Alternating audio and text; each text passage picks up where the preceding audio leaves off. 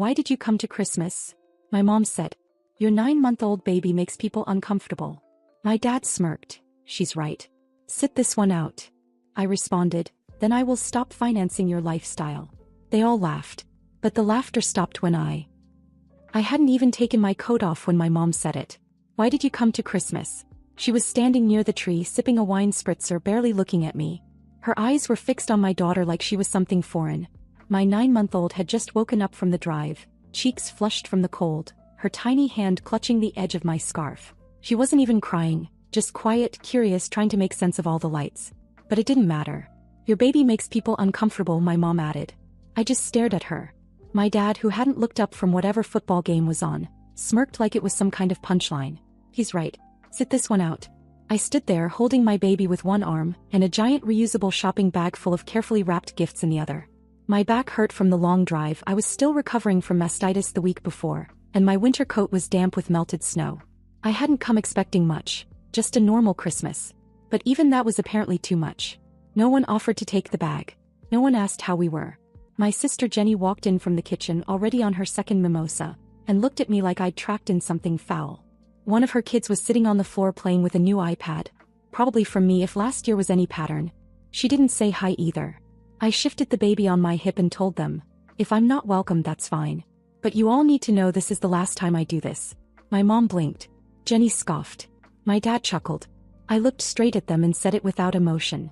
"If you don't want me or my daughter here, then I will stop financing your lifestyle." That shut them up for a second. Then the laughter started. But it wasn't the kind that lightens the mood. It was mocking. My dad actually clapped once. Jenny leaned against the kitchen doorway and said something about postpartum hormones. My mom muttered something about me always needing attention. I didn't flinch. I didn't argue. I just said it again. "You will not receive another dollar from me. No more mortgage help. No more school tuition. No more emergency cash transfers. No more groceries, ballet classes, braces, car notes, rent, insurance. You've all lived off me like parasites for years while making me feel like I'm the burden." I walked into the living room, set the bag of wrapped presents on the floor next to the fireplace, picked up my diaper bag and turned around. Jenny followed me toward the door. "You're seriously leaving? You're going to ruin Christmas for everyone over a baby tantrum that hasn't even happened yet?" I didn't answer. I buckled my daughter into her car seat while snow started falling again. Heavy, thick flakes that blurred the windshield by the time I got in. The roads were getting worse by the minute, but I wasn't staying. I'd rather slide into a ditch than sit through another hour in that house. The drive home was silent. My daughter dozed off quickly and I glanced at her every few minutes. Her pacifier bobbed with each breath, and the glow from the dashboard made her face look impossibly soft. I didn't cry. Not even once. I think a part of me had expected it to go this way. When we finally pulled into my driveway, it was close to midnight. The snow had piled up in ridges across the walkway. I carried her inside, kissed her forehead and laid her down gently in the bassinet. Then I sat on the edge of the bed looking at the presents I had left in their house. I realized I hadn't even labeled them with names. I had memorized each one, who it was for, what I'd thought when I bought it. I thought maybe they'd open them and feel something. But deep down I knew they wouldn't. No one had said her name the whole night. Not once. And for the first time in my life I didn't want them to. The morning after Christmas I woke up to silence. No text from my mom. No missed calls from Jenny. Nothing from my dad. Not even a lazy emoji or a picture of the twins holding up their presents. You'd think I hadn't spent 3 days picking out those gifts with care or driven 2 hours through a snowstorm just to be told I wasn't welcome. I sat in my kitchen with lukewarm coffee, watching my daughter smack her mashed banana across the high chair tray, and realized I'd done something irreversible. Not just by walking out, but by speaking the truth out loud. About the money, about them leeching off me for years, about how exhausted I was from pretending it didn't bother me. And I meant every word. But still the silence stung. I wasn't surprised they didn't reach out. I was surprised by how quickly they moved on. By evening I gave up checking my phone and turned it off. That night I fed my daughter mashed carrots, gave her a bath and watched her fall asleep with her little fingers curled around mine. She looked so peaceful in her crib. So innocent. I whispered, "You're never going to grow up thinking that kind of love is normal. I promise you that." The next morning I heard it. Knocking. Not a single knock. Not the friendly kind. This was loud, repeated, and persistent. I glanced at the baby monitor. She was still asleep. I walked barefoot to the door, cracked it open and nearly slammed it shut again. My entire family was on my front porch. My mom holding a Tupperware container like a peace offering. My dad, hat pulled low, eyes half closed like he couldn't be bothered. Jenny stood in the back with her arms crossed, flanked by the twins who were tossing snowballs at each other. Her husband was sitting in their van, engine running like he didn't plan on staying long. I didn't say anything, just opened the door wide enough for them to come in. They filed in like it was nothing. My mom made a show of taking off her boots on the mat. She walked straight into the kitchen and placed the container on my counter without asking. My dad plopped down on my couch. Jenny didn't even look at me. She was already on her phone. It took them all of 5 minutes to get comfortable. Then came the soft voices, the apologetic tones. My mom saying, "We were wrong," while she wiped down my counter like she was helping. My dad muttering, "I didn't mean it like that," as he scrolled through his phone. Jenny telling me, "It wasn't personal. You were just emotional." They kept calling me that. Emotional. Like that was the problem. Not the years of taking. Not the way they made me feel like I owed them something for existing. Just me and my emotions. Then they got to the part they'd rehearsed. They wanted to make things right. Start fresh. They missed their granddaughter. They wanted to be part of her life. They wanted to spend New Year's together. My mom smiled and said she already got new decorations. Jenny said her husband could pick us up. My dad offered to shovel my driveway. For once. It was all smoke. They never said the words, but I could feel it in everything they danced around. The mortgage payment was due soon. Jenny's son needed help with school tuition again. My mom's car was making a weird noise. Gas prices were up. Groceries too. I sat there holding my daughter, just listening, nodding in the right places, pretending to consider it. That night, after they'd eaten my food and used my bathroom and acted like nothing had ever happened, they went to sleep. My dad on the couch. Jenny in my guest room. My mom in the rocking chair with a throw blanket, still clutching her tea like she was the victim. Around midnight, I found her purse in the bathroom. She'd left it on the sink. Her phone screen was lit up from a recent message. I didn't touch it. I didn't need to. The preview was right there. It was from Jenny. "Told you she'd fold. She always does." My hands went numb. I walked into the living room and looked at all of them, snoring, curled up, cozy in the home they couldn't even pretend to respect. And for the first time in my life, I felt something colder than the snow outside. They didn't come to apologize. They came because they were losing their ATM. And they thought I'd never catch on. The next morning, it was like they'd never been here. My kitchen still smelled faintly like the leftovers they brought, but that was it. No note.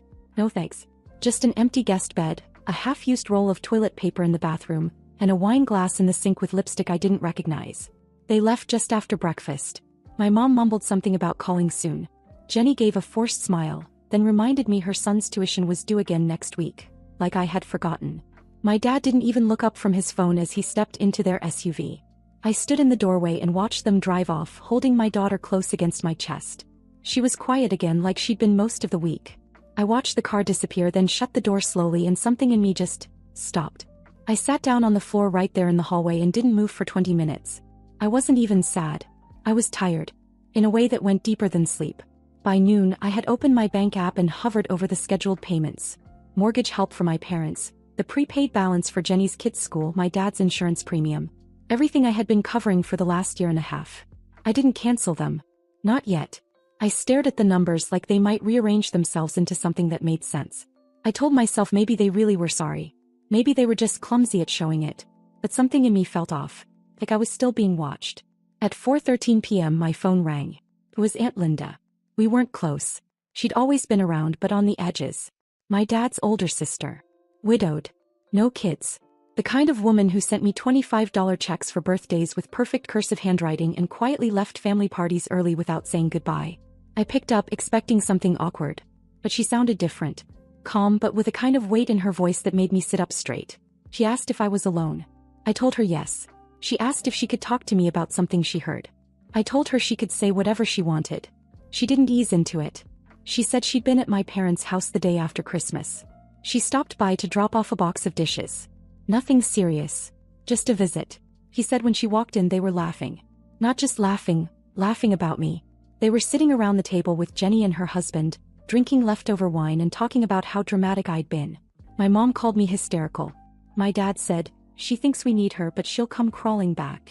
Then Linda said she heard Jenny say, "She's broke emotionally, not financially. That's the worst kind. She'll crack first." I didn't speak. I didn't even breathe. She went on. She told me they had it all mapped out. They said they'd give me a few days, then show up, act sorry, and get me back where they wanted me. Jenny joked about bringing the kids because that always works. My mom rolled her eyes about how soft I am when it comes to family. My dad said, "We've got her wrapped." Wrapped. That word hit harder than the rest. Linda paused. Then she said she wasn't planning to call me. She didn't want to get involved. But after what she heard, after seeing the way they were so sure they could manipulate me back into place, she couldn't ignore it. She said she knew they were using me. She just hadn't realized how deep it ran. How cruel they'd become. I sat in silence, staring out the window at the bare trees swaying in the wind, my daughter napping in the next room. I felt something collapse inside me. Then something else took its place. I said thank you. She said she was here if I ever needed anything. I believed her. After we hung up, I walked straight to my laptop and logged into every account I'd linked to them. I canceled it all. Mortgage assistance, gone. School tuition, canceled. Car insurance, revoked.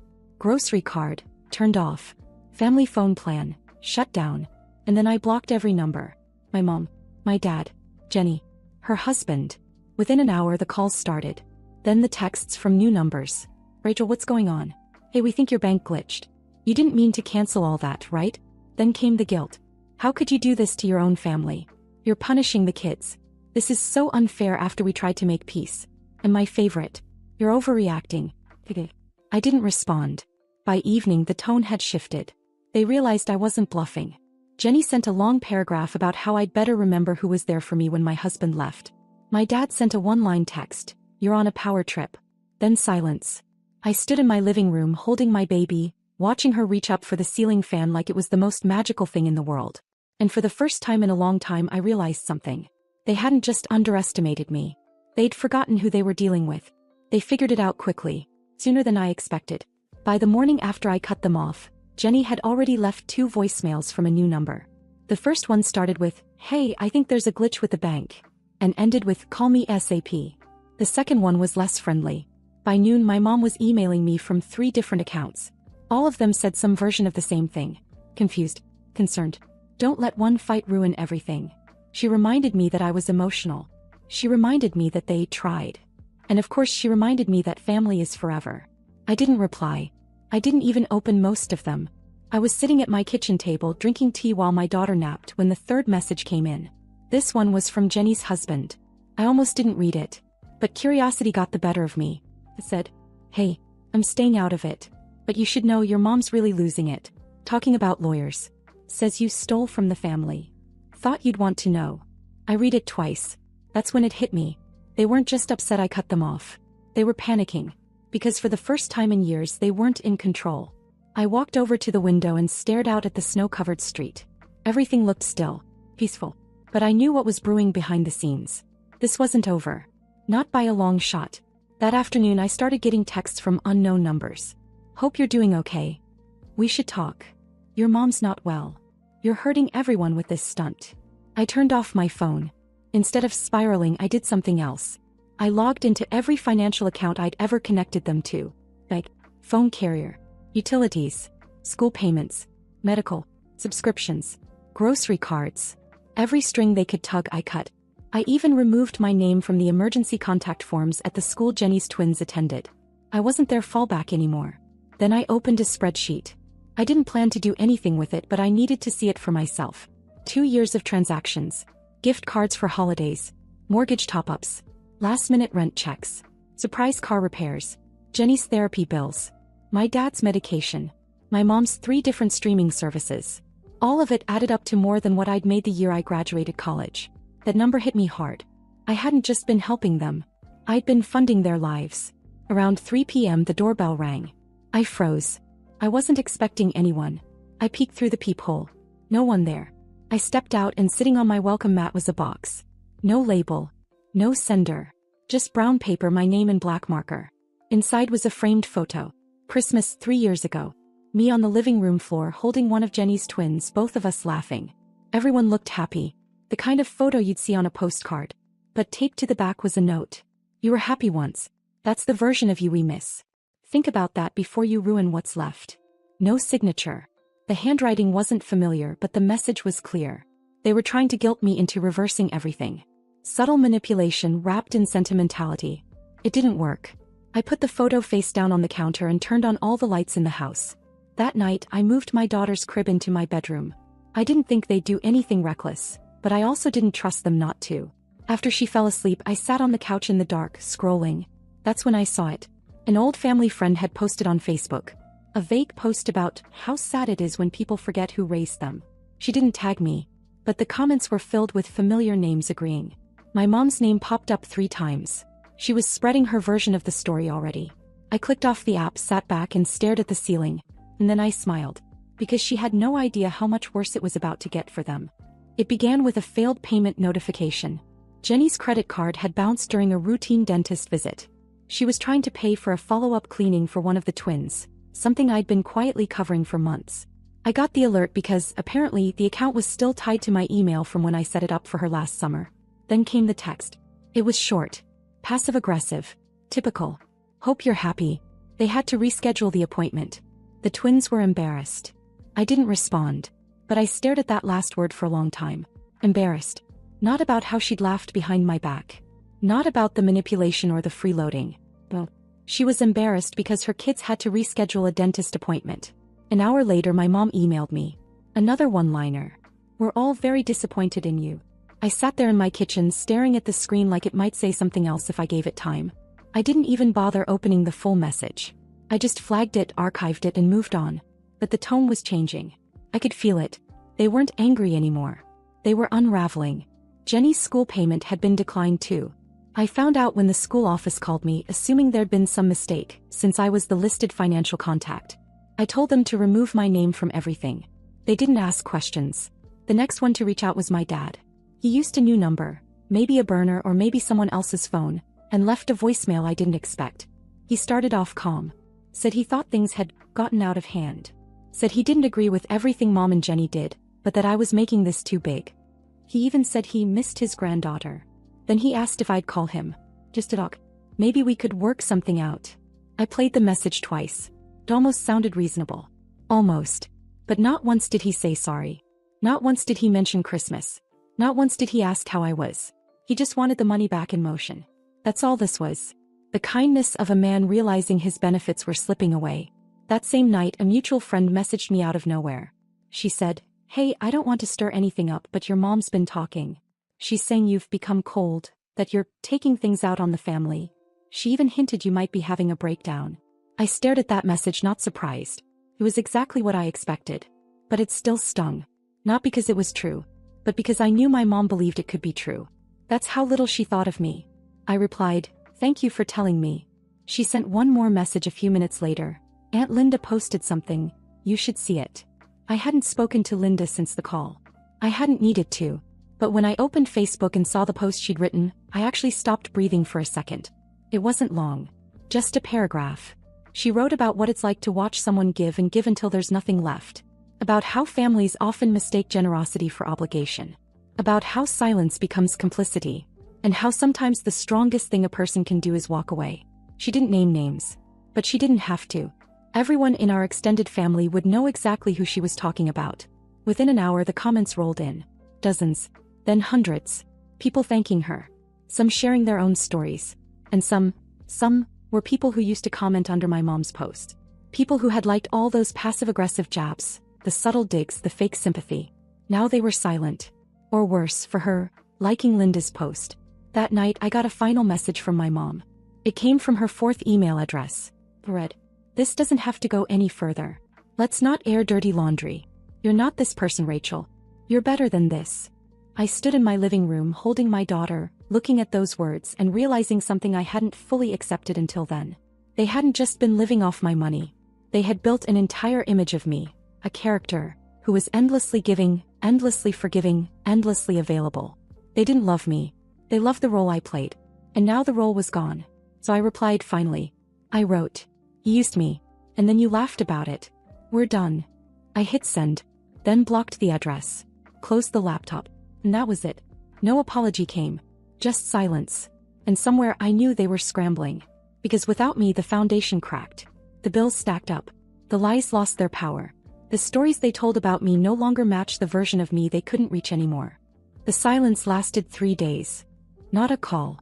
Not a message. Not even another burner number. I didn't realize how deep their need for control ran until it went quiet. Because for them, silence wasn't retreat. It was strategy. They wanted me to feel it. To think maybe I'd gone too far. That maybe I was the one tearing the family apart. But this time it didn't work. I was already past the point of guilt. Past the fear of being too much or not enough. I had seen it for what it was. They wanted a version of me they could manage. Not the real one. Not the mother who had survived every lonely night of new motherhood while they ignored my calls.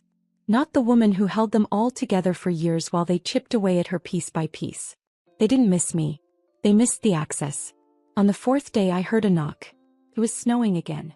I opened the door slowly, expecting maybe a delivery, or some envelope shoved through the crack. Dad, I saw Aunt Linda. And not just her. Her husband was there too, holding a casserole dish under his coat. Behind him were their 2 adult kids, my cousins, holding bags of groceries, gifts, and a wrapped box with my daughter's name on it in big colorful letters. I didn't say anything for a second. I just stared. Linda smiled and said, "We figured you probably haven't had a break in a while." He was right. I let them in. No one asked questions. No one brought up my mom or Jenny. No one made excuses. They just filled the house with warmth. My daughter lit up immediately. My cousin sat on the floor and played peekaboo with her for almost an hour while Linda made tea and asked me if I had any laundry she could help with. We had dinner together. Nothing fancy, just something hot and filling. Afterward, they sat with me in the living room while the baby napped. I asked Linda why she really came. He shrugged. Because family isn't supposed to be conditional. And because I was wrong for being quiet all these years. Then she told me something I hadn't expected. She said my mom had called her the day before. Screaming. Accusing. Told her she was banned from the house, from the family, from everything. Said she was poisoning me, that she was destroying the only structure keeping us all together. But Linda just told her the truth. The only thing that was ever holding the family together was me. And I had finally stepped away. That night after they left, I sat in the nursery for a while. My daughter was asleep in her crib, one hand curled around the edge of her blanket. I looked at her tiny face and wondered if maybe, just maybe, that fussy, sensitive part of her everyone had judged so harshly wasn't about being difficult. Maybe she just knew. Maybe she felt it. That love wasn't real when it came with conditions. Maybe that's why she cried in that house. But tonight, she hadn't cried once. Before bed, I opened the box they left for her. Inside were handmade toys, a framed photo of us from years ago, and a card. It wasn't long. Just 6 words in Linda's familiar cursive. "You're not alone. Not anymore." I closed the box and placed it on the shelf above her crib. And for the first time since Christmas, I slept through the night. No guilt. No second guessing. No checking my phone to see who needed what from me. Just peace. The kind that comes when you finally stop asking people to love you the way you need, and start loving yourself enough to walk away when they won't.